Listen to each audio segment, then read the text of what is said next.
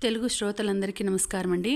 మన అలనాటి కథలు ఎవర్ గ్రీన్ స్టోరీస్ ఛానల్కి మీ అందరికీ స్వాగతం. మృదుల విభిన్న ప్రేమ కథ వినేద్దామండి. ధారావాహిక ఈరోజు నుంచి రచన శ్రీమతి విజయలక్ష్మి అవధానుల గారు. ఇక ఆలస్యం చేయకుండా మనం కథలోకి వెళ్ళిపోదామండి. వీడియో చూసిన వెంటనే లైక్ చేసి షేర్ చేసి తప్పకుండా సబ్స్క్రైబ్ చేసుకోండి. మన ఛానల్ని బెల్ ఐకాన్ యాక్టివేట్ చేసుకోండి.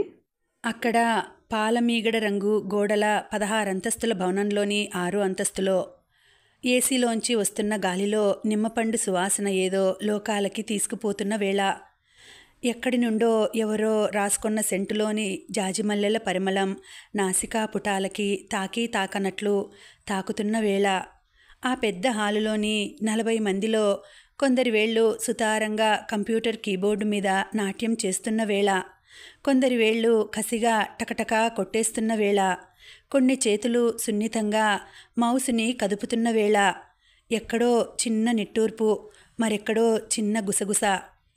అందరి కళ్ళు మాటిమాటికి హాలుకున్న అద్దాల తలుపు వైపే చూస్తున్నాయి. అందరికీ శుభోదయం అన్న ఒక కోకిల కంఠం గురించి ఆత్రంగా ఎదురుచూస్తున్నాయి. ఆ ఒక్క మాటేనా? ఆ అద్దాల తలుపు తెరుచుకొని ఆమె ఆ ఆఫీసులోకి అడుగు పెట్టగానే మాటలు గలగల్లాడతాయి, నవ్వులు పువ్వులై విచ్చుకుంటాయి, జోకులు పటాసుల్లా పేల్తాయి. హాయ్ కావ్య, నీ కుర్తీ సూపర్ అన్నా. హలో గిరీష్ గారు, అలా సీరియస్ మొహం పెట్టుకొని కూర్చున్నారేం? ఇంట్లో మీ ఆవిడతో దెబ్బలాడి వచ్చారా అన్నా. ఇవాళ ఇంట్లో ఉప్మా టిఫిన్ తిని వచ్చిన వాళ్ళు చేతులెత్తండి అన్నా. ఆ మాటల్లోనే ఒక పాట, ఆ మాటల్లోనే ఒక తేనె ఊట, ఆ మాటల్లోనే ఒక పచ్చిక బాట. ఆమె మృదుల. ఇవాళ ఇంకా మృదుల రాలేదేమిటి బ్రో? సెలవు పెట్టిందంటావా? పక్క టేబుల్ ముందు కూర్చుని గంభీరంగా ఎదురుగా ఉన్న మానిటర్ వైపు చూస్తున్న నితీష్ని అడిగాడు సూర్య. సెలవు పెడితే ఈ పాటికి ఎవరెవరు ఏ పనులు చేయాలో ఫోన్లో సూచనలు వచ్చేసి ఉండేవిగా. సెలవు పెట్టి ఉండదులే అన్నాడు నితీష్ మానిటర్ మేంచి చూపు తిప్పకుండానే. మరి రోజు 9-9:15 మధ్య వచ్చేసి ఆమె 10 ఇంకా రాలేదేం? మళ్ళా గుసగుసగా అడిగాడు సూర్య. నన్నడిగితే నేనేం చెప్తాను? చిరాగ్గా అన్నాడు నితీష్. నిజానికి ఆ చిరాకు సూర్య ఆ ప్రశ్న అడిగినందుకు కాదు, ఇప్పటిదాకా మృదుల గొంతు విననందుకు. వీళ్ళిద్దరే కాదు, ఆ హాల్లోని అందరూ అప్పుడప్పుడు పక్కవాళ్ళని మృదుల ఇంకా ఎందుకు రాలేదని అడుగుతూనే ఉన్నారు. అందరి ఆత్రానికి చుక్క పెడుతున్నట్లు ఆ హాలు గాజు తలుపు భళ్ళున తెరుచుకుంది. గాజు తలుపు తెరుచుకొని లోపలికొస్తూ కనపడింది మృదుల. సంపంగి పువ్వు రంగుకి చింతపిక్క రంగు లతల అంచున్న మైసూర్ సిల్క్ చీరలో, పొడుగ్గా అల్లిన జడలో 2 సంపెంగలతో, నుదుట కోల బొట్టుతో, మోచేతుల నిండా చింతపిక్క రంగు గాజులతో, అరచేతి నిండా గోరింటతో చూస్తున్న అందరి కళ్ళు ఆశ్చర్యంతో వెడల్పయ్యాయి. ఆమె ఆఫీసుకి చీర కట్టుకొని రావడమే అరుదు. అటువంటిది చేతి నిండా ఆ గాజులు, అరచేతి నిండా ఆ గోరింట, అల్లిన జడలో పూలు. ఫ్యాబ్యులస్! విని వినిపించినట్లు గొనుక్కున్నారు ఎవరో. అందరికీ శుభోదయం. భుజానికి తగిలించిన బ్యాగుని కుర్చీకి తగిలిస్తూ అంది మృదుల. శుభోదయం! చాలా గొంతులు ఒకేసారి ఉత్సాహంగా పలికాయి. ఇవాళ ఏమిటే ఇంత లేటు? పైగా ఈ చీర, ఈ గాజులు అడిగింది సౌజన్య మృదుల వైపు పట్టి పట్టి చూస్తూ. ఏం, ఆఫీస్కి చీర కట్టుకొని రాకూడదని రూలుందా? అయినా నేను ఎన్నిసార్లు కట్టుకురాలేదు? ఇవాళేమిటో ప్రత్యేకంగా కనిపిస్తుంటేనూ నసిగింది సౌజన్య. ఇవాళ పొద్దున్న ఒకరింట్లో గృహప్రవేశం జరిగింది. అక్కడికెళ్ళి అటు నుండి తిన్నగా ఆఫీస్కి వచ్చేశానన్నమాట. మన బాసుకి ముందే ఫోన్ చేసి చెప్పేశానులే 1 గంట ఆలస్యంగా వస్తున్నానని అంది మృదుల కుర్చీలో కూర్చుంటూ. అంతే కదా, నీకు పెళ్లి కుదిరి నిశ్చితార్థం జరిగిందేమో అనుకున్నాను అంది సౌజన్య. నిజానికి ఆ హాల్లోని చాలామందికి ఆ ఊహ వచ్చింది, కానీ ఎవరూ బయటికి చెప్పలేదు. నా మొహం, అటువంటిది ఏమైనా ఉంటే మన ఆఫీసులో ఎవరికీ చెప్పకుండా ఎందుకు చేసుకుంటాను? మన దగ్గర అటువంటి రహస్యాలు లేవులే పక్కున నవ్వింది మృదుల. మేడం, కాశ్యప్ సార్ మీరు రాగానే తన దగ్గరికి రమ్మన్నారు. తల మీద టోపీ సర్దుకుంటూ చెప్పాడు రమణ, ఆ ఆఫీస్ అటెండర్. వస్తున్నా అంది మృదుల కుర్చీలోంచి లేస్తూ.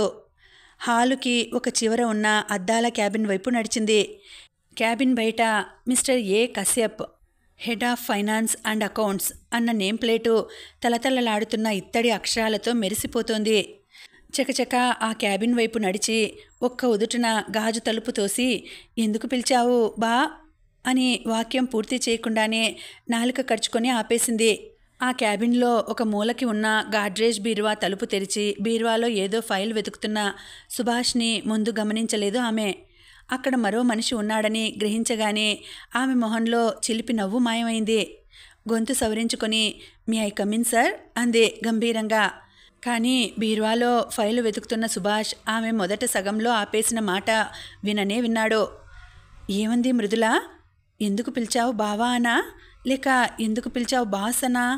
ఎలా అన్నా వాళ్ళిద్దరి మధ్య ఏదో చనువు ఉందన్నది మాత్రం తథ్యం. ఒక కొత్త విషయం తెలిసిన ఉద్వేగంతో సుభాష్ గుండె టకటకా కొట్టుకుంది. తనకు తెలిసిన ఈ కొత్త విషయం ఆఫీస్లో అందరికీ ఎప్పుడు చెప్పేద్దామా అని మనసు కొట్టుకుపోయింది. ఫైల్ దొరికింది సార్, తీసుకెళ్తున్నా అంటూ సుభాష్ చకచకా బయటకు నడిచాడు. అతను బయటకు నడిచి తలుపు మూసినదాకా కాశ్యప్ అతని వైపు రెప్ప ముయ్యకుండా చూసి అతను గది దాటి తలుపు మూసుకోగానే చూపు మృదుల వైపు తిప్పాడు. మన ఆఫీస్కి ఒక డ్రెస్ కోడ్ ఉంది. మృదుల వైపు చూస్తూ కోపంగా అన్నాడు. డ్రెస్ కోడ్ ఎక్కడ తప్పాను? టేబుల్ వైపు చూస్తూ నవ్వు దాచుకుంటూ అడిగింది మృదుల. ఆఫీస్కి అలా గలగల్లాడే గాజులు, ఘాటైన వాసన వచ్చే పువ్వులు పెట్టుకోకూడదు అన్నాడు మొహం మటమటలాడిస్తూ. ముక్కుపుటాలో అదిరే స్ప్రే కొట్టుకొని రావచ్చా? ముక్కు ఎగబీలుస్తూ అడిగింది. చిరాగ్గా చూశాడు కశ్యప్. ఇక్కడ హాల్లో బా అంటే బాస్ అయి ఉండొచ్చు. కశ్యప్ సార్ మనందరికీ బాస్ కదా, బాస్ని బాస్ అని పిలిస్తే వింతే ఉంది. హాల్లో ఒకరి వితండ వాదన. బాస్ని ఎవరు బాస్ అని పిలవరు, సర్ అని పిలుస్తారు. ఎవరినైనా బాస్ అని పిలిస్తే వాళ్ళిద్దరి మధ్య ఏదో చనువు ఉందని అర్థం మరొకరు వివరించారు. కానీ ఆమె ఎందుకు పిలిచావు అని ఏకవచనంలో మాట్లాడింది అన్నాడు సుభాష్. కానీ నువ్వు తప్పు విని ఉంటావు, ఆమె ఎందుకు పిలిచారు అని ఉంటుంది అన్నారు మరొకరు. ఆ రోజు ఆఫీస్లో అకౌంట్స్ డిపార్ట్మెంట్లో అందరి మధ్య ఇదొక చర్చనీయాంశం అయిపోయింది. ఏ ఇద్దరు ఎదురుపడ్డా గుసగుసగా ఈ విషయమే మాట్లాడుకుంటున్నారో. అందరి మొహాల్లోనూ ఒక కొత్త విషయం తెలిసిన ఉద్వేగం కనపడుతోంది. ఎప్పుడూ సరే అని పిలిచే ఆమె బాస్ అనో బావా అనో ఎందుకు పిలిచింది? ఎందుకు? సూర్య సార్, మిమ్మల్ని కశ్యప్ సార్ రమ్మంటున్నారు. హాల్లోకి వచ్చి గట్టిగా పిలిచి చెప్పాడు రమణ.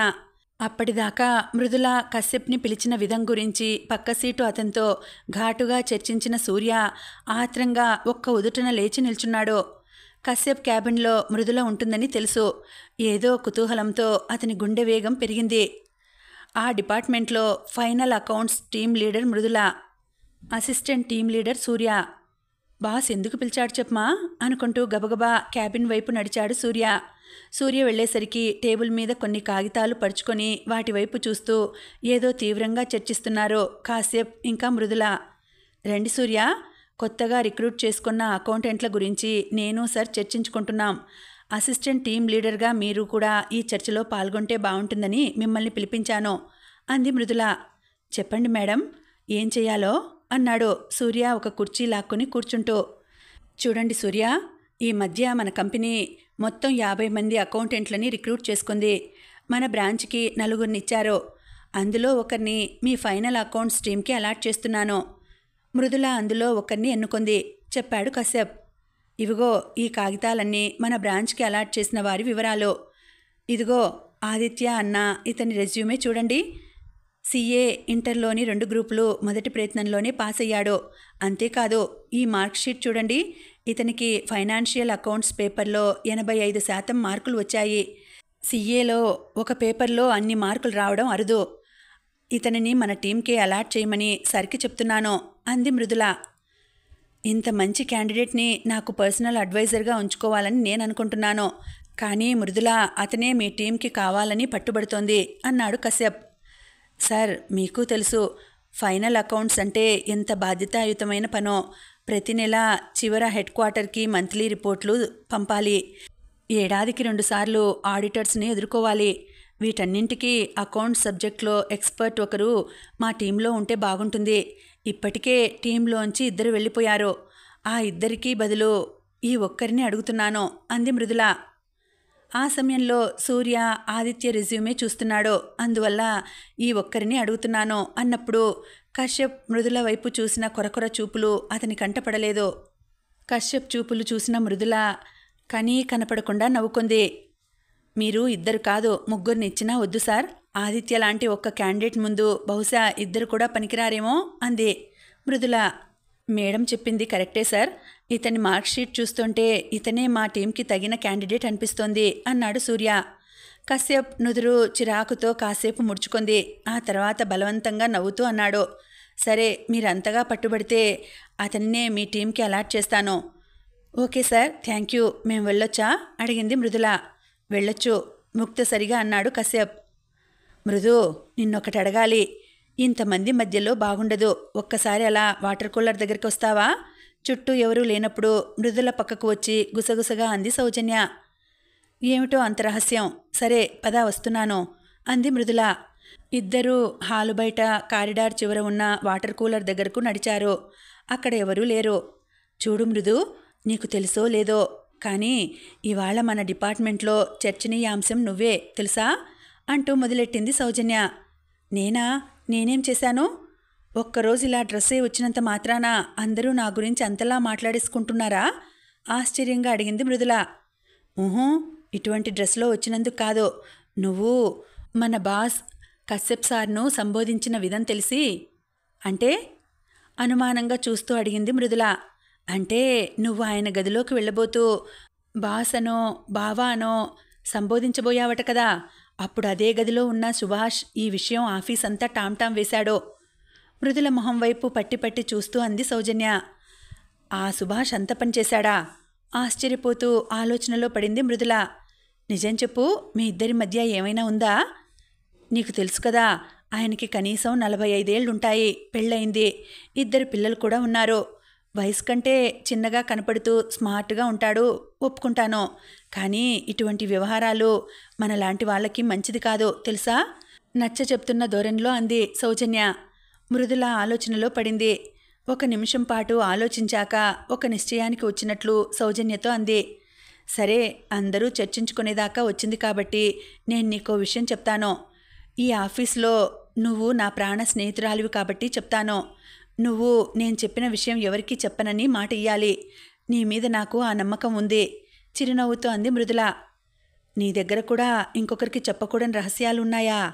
నీ నమ్మకం నిలబెడతానులే ఆశ్చర్యాన్ని అణుచుకుంటూ అంది సౌజన్య. అయితే సాయంత్రం ఆఫీస్ నుండి ఇంటికి వెళ్తున్నప్పుడు మధ్యలో కాఫీ హౌస్లో కాసేపు కూర్చుందాం. అప్పుడు నీకు అన్నీ వివరంగా చెప్తాను. ఇప్పుడు అవన్నీ చెప్పాలంటే బోల్డ్ సమయం పడుతుంది. అది కాక ఎవరైనా గబుక్కున ఇక్కడికి వచ్చి ఆ మాటలు వినే అవకాశం ఉంది అంది మృదుల. సరే అయితే సాయంత్రం కోసం ఎదురు చూస్తూ ఉంటాను నవ్వుతూ అంది సౌజన్య. ఇద్దరూ తమ సీట్ల దగ్గరకు నడిచారు. ఆ సాయంత్రం కాఫీ హౌస్లో కూర్చున్నప్పుడు మృదుల చెప్తున్న విషయాలు వింటుంటే సౌజన్యకి నవ్వుతో పాటు ఆశ్చర్యం కూడా కలిగింది. మేడం, నేను ఆదిత్య. ఈరోజే ఇక్కడ జాయిన్ అయ్యాను. కశ్యప్ సార్ని కలిశాను. నేను మీ టీంలో పనిచేయాలి అని చెప్పారు. నిమ్మపండు రంగు కుర్తీ, సముద్ర నీలం చున్నీ, వదులుగా వదిలేసిన జుత్తు, ముఖం మీద పడుతున్న ముంగుర్లను మాటిమాటికి సర్దుకుంటూ కంప్యూటర్ మానిటర్ మీద కనిపిస్తున్న ఎక్సెల్ షీట్ తదేకంగా చూస్తున్న మృదుల చెవి పక్కనే వినపడిన గొంతు విని ఉలిక్కిపడి పక్కకు తిరిగి చూసింది. అతని మొహం చూడగానే బుద్ధిమంతుడైన విద్యార్థి అనుకోవాలో అమాయకుడైన ఉద్యోగస్తుడు అనుకోవాలో అర్థం కాలేదు ఆమెకు. సీఏలో అన్ని గ్రూపులు మొదటి ప్రయత్నంలోని పాస్ అయిపోయిన కుర్రాడంటే మంచి తెలివితేటలున్న ముఖంతో లేతగా చిన్నగా ఉంటాడు అనుకుంది. ఇతనేమిటి దాదాపు తన వయసులో, ఇంకా తనకంటే కాస్త పెద్దగా, ఇలా అయోమయంగా చూస్తూ ఇతనే కావాలని పట్టుబట్టి తన టీంలో వేయించుకొని తాను పొరపాటు చేసిందా? ఇతనికి ఎన్నో బాధ్యతలు అప్పజెప్పవచ్చు అనుకుంది. తన అంచనాలను తారుమారు చెయ్యడు కదా గురుడు. మృదుల ఆలోచనలో పడడం చూసి మేడం అంటూ మరోసారి పిలిచాడు ఆదిత్య. మృదుల తేరుకొని చిరునవ్వుతో అంది, వెల్కమ్ ఆదిత్య. మీరు మా టీంలో చేరినందుకు చాలా సంతోషంగా ఉంది. మీ పని ఏమిటో చెప్పే ముందుగా మిమ్మల్ని మన టీంలోని 10 మందికి పరిచయం చేస్తాను, రండి అంటూ సీట్లోంచి లేచి ముందుకు నడిచింది. మొహమాట పడుతూ వెనకే నడిచాడు ఆదిత్య. ఒక్కొక్కరి దగ్గరికి వెళ్ళి పరిచయం చేస్తుంటే ఒక్కొక్కరు వెల్కమ్ అంటుంటే అతను విని వినపడినట్లు థ్యాంక్స్ చెప్తున్నాడు. అందర్నీ పరిచయం చేశాక ఇద్దరూ మృదుల సీటు దగ్గరకు నడిచారు. మృదుల టేబుల్ ఎదురుగా ఉన్న కుర్చీలో అతను కూర్చున్నాడు. మీరు బీకామ్ అయిన వెంటనే సీఏ మొదలెట్టలేదా? మృదుల అడిగింది. లేదు మేడం, బీకామ్ అయ్యాక 5 ఏళ్ళు చిన్న ఉద్యోగం చేశాను. మా ఇంటి ఆర్థిక పరిస్థితుల దృష్ట్యా అలా ఉద్యోగం చేయవలసి వచ్చింది. 2 ఏళ్ల క్రితం పరిస్థితులు కొంచెం బాగుపడ్డాయి. ఉద్యోగం మానేసి సీఏ మొదలెట్టాను అన్నాడు బిడియంగా. మృదులకు అతని మీద గౌరవం కొంచెం పెరిగింది. ఓహ్, అందుకేనన్నమాట కాస్త పెద్దగా ఉన్నాడు అనుకుంది. మృదుల అతనికి పని గురించి చెప్పసాగింది. వీళ్ళు మాటల్లో ఉండగానే సౌజన్య అక్కడికి వచ్చింది. మృదు, ఆదిత్య గారికి మన ఆఫీసు పద్ధతి గురించి చెప్పావా? అదే చేరిన వెంటనే టీం మెంబర్లకి పార్టీ ఇవ్వడం విషయం అంది నవ్వుతూ సౌజన్య. అవునండి ఆదిత్య గారు, ఆ విషయం చెప్పడం మర్చిపోయాను. మన టీములో ఒక పద్ధతి ఉంది. ఎవరైనా కొత్తగా టీంలో చేరిన 2-3 రోజుల్లో టీం మెంబర్లకందరికీ మధ్యాహ్నం లంచ్ టైంలో పార్టీ ఇవ్వాలి అంది మృదుల. కంగారు పడ్డట్లు చూశాడు ఆదిత్య. ఇక్కడ నాకు ఏం తెలియదు కదండి. పార్టీ అంటే క్యాంటీన్కి తీసుకెళ్లడమా? క్యాంటీన్కి తీసుకెళ్ళి 2 సమోసాలు ఇప్పించి టీ తాగించడం కాదండి. పార్టీ అంటే మధ్యాహ్నం పూర్తి విందు అన్నమాట. మీరేమీ చేయక్కర్లేదు. మీరు డబ్బు ఇస్తే మన టీంలోని సూర్య మంచి రెస్టారెంట్లో ఆర్డర్ ఇచ్చి అందరికీ కావలసినవి తెప్పిస్తాడు అంది మృదుల. ఆదిత్య మొహంలో చిన్న బెంగ కనిపించింది. ఎంత డబ్బు ఇవ్వాలి? కాస్త బెంగగా అడిగాడు. ఇక్కడ కొందరు వెజ్ మాత్రమే తింటారు. కొందరికి పార్టీ అంటే నాన్ వెజ్ ఉండక తప్పదు. ఎవరెవరు ఏమేం తింటారో కనుక్కొని ఎస్టిమేట్ వేసి చెప్తాడు సూర్య అంది. ఓ అలాగా, సరే అన్నాడు ఆదిత్య. సౌజన్య తన సీట్లోకి వెళ్ళిపోయింది. సౌజన్య వెళ్ళిపోయాక కాస్త ఆలోచించి ఆదిత్య మెల్లగా నసుగుతూ అన్నాడు. మేడం, పార్టీ అంటే బయట నుండే తెప్పించాలా? ఇంట్లో చేసి తీసుకొస్తే ఎలా ఉంటుంది? మృదుల అతని వైపు వింతగా చూసింది. ఇంతమందికి ఎవరు వంట చేస్తారు? చేసినవి ఎవరు తీసుకొస్తారు? ఇంట్లో మా అమ్మ ఉందండి. ఆమె వంట బ్రహ్మాండం. నాకు వంట చేయడం వచ్చండి. ఇద్దరం కలిసి చేసేసి అన్నీ పెద్ద స్టీల్ క్యారియర్లో పెట్టి ఆఫీస్కు తెచ్చేస్తా. అయితే ఒకటి, మేము నాన్ వెజ్ తినము కాబట్టి వెజ్ ఐటంలే బ్రహ్మాండంగా చేసి తీసుకొస్తా ఉత్సాహంగా అన్నాడు ఆదిత్య. వీళ్ళ మాటలన్నీ పక్క టేబుల్ సౌజన్యకి వినబడుతూనే ఉన్నాయి. తను కూడా ఒక చెవి ఇటు పారేసింది. అలాగా, ఏం చేయగలరు? అతని మొహం వైపు నింపాదిగా చూస్తూ అడిగింది మృదుల. మా అమ్మ పులిహోర కలిపితే వీధి చివరి దాకా ఘుమఘుమలాడుతుందండి. నేనైతే రవకేసరి, ఏలకులు, జీడిపప్పులు వేసి చక్కగా చేయగలను. ఈ 2గాక ఇంకేమైనా చేయమన్నా చేసి తీసుకొస్తాను. పులిహోరకి జోడీగా దద్దోజనం బాగుంటుందేమో వస్తున్న నవ్వు దాచుకుంటూ అంది సౌజన్య. అవును, నిజమే సుమండి. దద్దోజనంలో నంచుకోవడానికి బెల్లం ఆవకాయ బాగుంటుంది. అది కూడా తెస్తాను అమాయకంగా అన్నాడు ఆదిత్య. నవ్వు ఆపుకోలేక అవస్థపడుతూ వాష్రూమ్ వైపు పరిగెత్తింది సౌజన్య. మృదులకి అతన్ని చూస్తుంటే నవ్వు, జాలి ఒక్కసారే వచ్చాయి. అది కాదు ఆదిత్య గారు, పార్టీ అంటే ఇక్కడ అందరూ బిర్యానీ, రైతా, తందూరి రోటీ, వెజిటేరియన్స్కి పనీర్ కూర, నాన్ వెజ్ వాళ్ళకి చికెను, ఆఖరణ ఐస్ క్రీమ్స్ అన్నీ ఉండాలనుకుంటారు. ఇలా పులిహోర, దద్దోజనం అంటే కాస్త నిరాశపడతారేమో అంది మృదువుగా. అంతేనంటారా? నిరాశగా అన్నాడు ఆదిత్య. కాసేపు ఆలోచించి, పోనీ ఆ బిర్యానీ ఏదో నేను యూట్యూబ్లో చూసి నేర్చుకుని చేసి తెచ్చేదా అన్నాడు మళ్ళా. ఎందుకు, ఇంట్లోనే చేసి తెస్తానంటున్నారు? అతని వైపు ఆసక్తిగా చూస్తూ అడిగింది. చెప్దామా వద్దా అన్నట్లు కాస్త తటపటాయిస్తూ చూసి అన్నాడతను. మరేమో బయట నుండి తెప్పిస్తే ఖర్చు ఎక్కువ అవుతుంది కదండి. ఇంట్లో చేసి తెస్తే కొంత ఖర్చు కలిసి వస్తుందని. చూడండి ఆదిత్య, ఆఫీస్కి పొద్దున్నే అంత పెద్ద పెద్ద క్యారేజీలు మోసుకుంటూ రావడం బాగుండదు. మీకు ఇబ్బంది అయితే చెప్పండి, పార్టీ క్యాన్సిల్ చేసేద్దాం. ఎవరు ఏమీ అనుకోరు. ఇదొక సరదా అంతే అంది మృదుల. అతను దెబ్బతిన్నట్లు చూశాడు. క్యాన్సిల్ చేయొద్దులేండి. ఆఫీస్లో ఇన్నాళ్ళు పాటిస్తున్న పద్ధతిని పాడు చేయడం ఎందుకు అన్నాడు. సరే, ఈ విషయాలు తర్వాత మాట్లాడుకుందాం.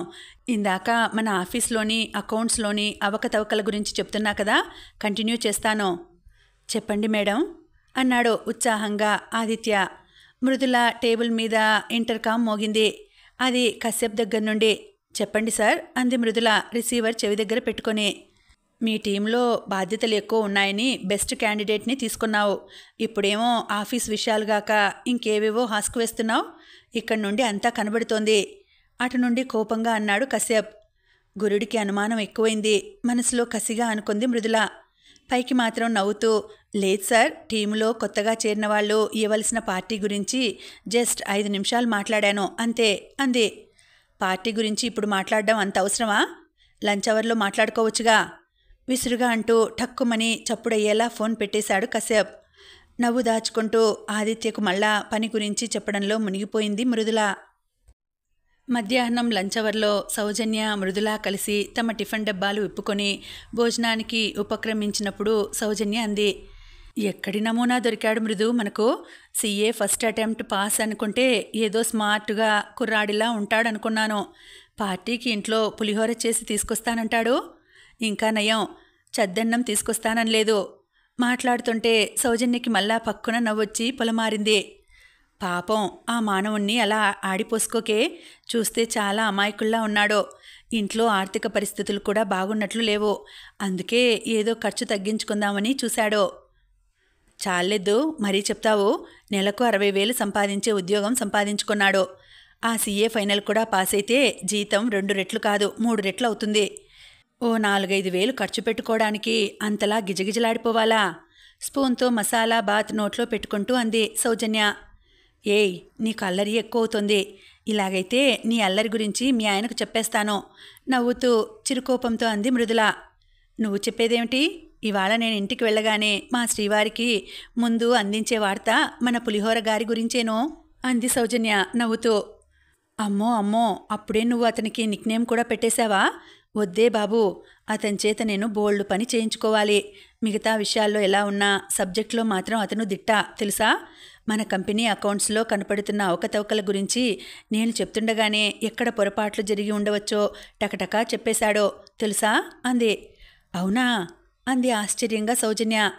మృదులకి అతని రూపం కళ్ళ ముందు మెదిలింది. అమాయకమైన పెద్ద కళ్ళు, పొడి పొడిగా ఎగురుతూ మొహం మీద పడుతున్న జుత్తు, పాతకాలం నలుపు తెలుపు సినిమాల్లోని హీరోల్లా వదులొదులు ప్యాంటు, కాళ్లకు బెల్ట్ చెప్పులు.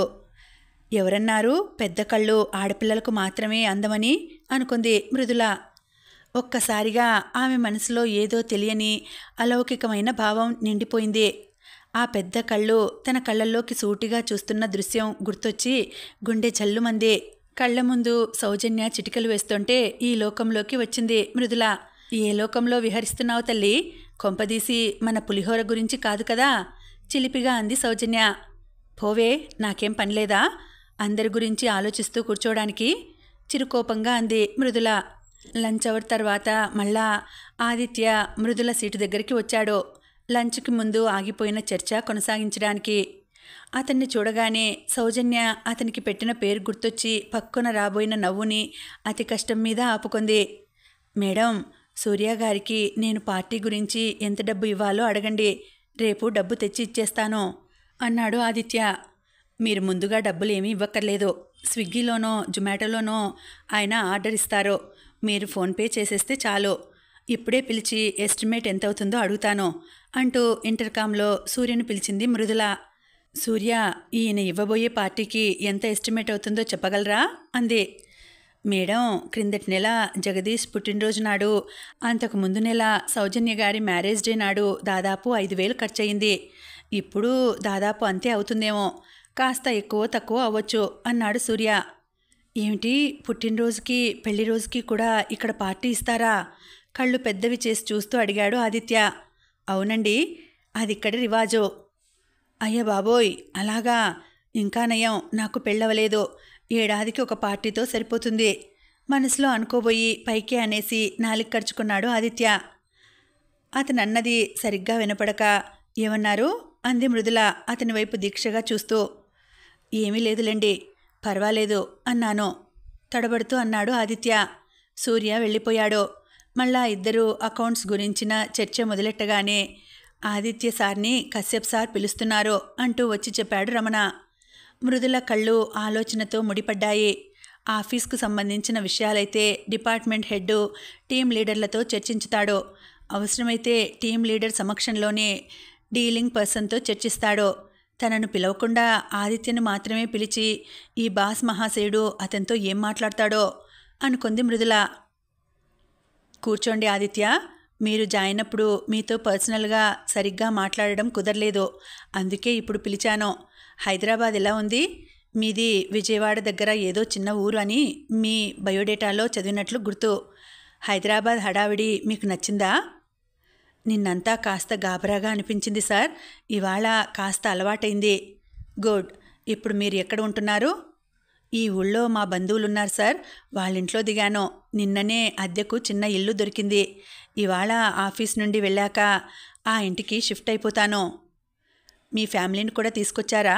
అంటే మీ భార్య, పిల్లలు? నాకింకా పెళ్ళవలేదు సార్. నాతో మా అమ్మ వచ్చింది. సాయంత్రం నేను, అమ్మ ఆ ఇంటికి షిఫ్ట్ అయిపోతాం. ఓ, మీకింకా పెళ్ళవలేదా? అన్నాడు కశ్యప్. అలా అంటున్నప్పుడు అతని నుదురు ఆలోచనలతో ముడిపడింది. అతని మొహం హఠాత్తుగా ఎందుకలా మారిపోయిందో ఆదిత్యకు అర్థమవలేదు. కాసేపు ఆలోచించి మళ్ళా కశ్యప్ అన్నాడు. కొత్త ఊరు అంటే ఎన్నో చూసుకోవాలి. పాలవాడు, పని మనిషి, చాకలి, ఈ విషయాల్లో ఏమైనా సహాయం కావాలంటే చెప్పండి, చేస్తాను అన్నాడు. చాలా థ్యాంక్స్ సార్. ఇప్పటిదాకా మాకు పని మనుషుల అవసరం పడలేదు. నేను అమ్మ కలిసే అన్ని పనులు చేసేసుకుంటాం. చాకలి కూడా అవసరం లేదు. నా బట్టలు నేనే ఇస్త్రీ చేసుకుంటాను. పాలు పొద్దున్నే మార్నింగ్ వాక్కి వెళ్ళినప్పుడు తెచ్చేసుకుంటాను వినయంగా అన్నాడు ఆదిత్య. ఆఫీసులో బాసులు తమ ఛాంబర్కి పిలిచి మరీ ఇలా పని మనుషుల గురించి మాట్లాడతారా? మనసులోనే ఆశ్చర్యంగా అనుకున్నాడు. మీ అమ్మని ఎన్నాళ్ళు ఇబ్బంది పెడతారు ఆదిత్య? హైదరాబాద్ నగరంలో దుమ్ము ధూళి ఎక్కువ. రోజు ఇల్లంతా డస్టింగ్ చేయక తప్పదు. అందువల్ల నా మాట విని ఒక పని మనిషిని పెట్టుకోండి. మా ఇంట్లో పనిచేసే మనిషి మేనకోడలికి ఎక్కడైనా పని చూపించమని రోజు అడుగుతోంది. మీ అడ్రస్ చెప్తే మీ ఇంటికి పంపుతాను. మీకు మీ అమ్మకి ఇష్టమైతే పనిలో పెట్టుకోవచ్చు. ఇష్టం లేకపోతే మానేయవచ్చు. ఏమంటారు? సరే సార్ అన్నాడు ఆదిత్య అయిష్టంగా. అన్నట్లు మరో మాట. మీ అకాడమిక్ రికార్డులు బ్రహ్మాండంగా ఉన్నాయి. ఆఫీసులో కాస్త కష్టపడితే అతి త్వరలో పై పోస్టులకి దూసుకుపోవచ్చు. అందువల్ల వీళ్లతోనూ వాళ్లతోనూ హస్కు కొట్టుకుంటూ సమయం గడిపేయకండి. ఇది ఒక సీనియర్గా నేను మీకిచ్చే సలహా మాత్రమే. ఇంక మీరు వెళ్ళవచ్చు. ఆదిత్య బయటకు నడిచాడు. ఏమంటాడు మన బాస్? మిమ్మల్ని ఎందుకు పిలిచారు? ఆదిత్య తన దగ్గరకు రాగానే ఆసక్తిగా అడిగింది మృదుల. తామిద్దరికీ మధ్య జరిగిన సంభాషణ అంతా చెప్పాడు ఆదిత్య. ఆఖరున కశ్యప్ ఇచ్చిన సలహా గురించి కూడా చెప్పాడు.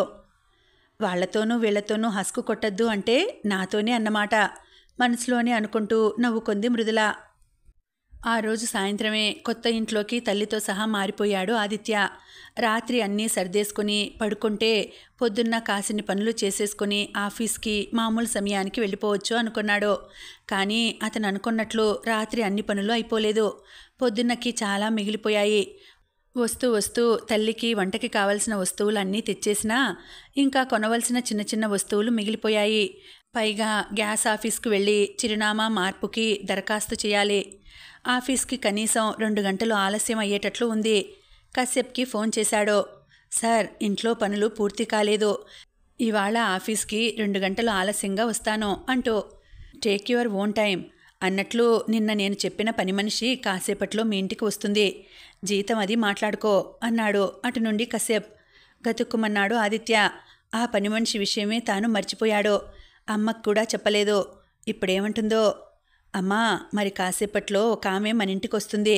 మా బాస్ పంపిస్తున్నారు ఇంట్లో పనులు చేయడానికి.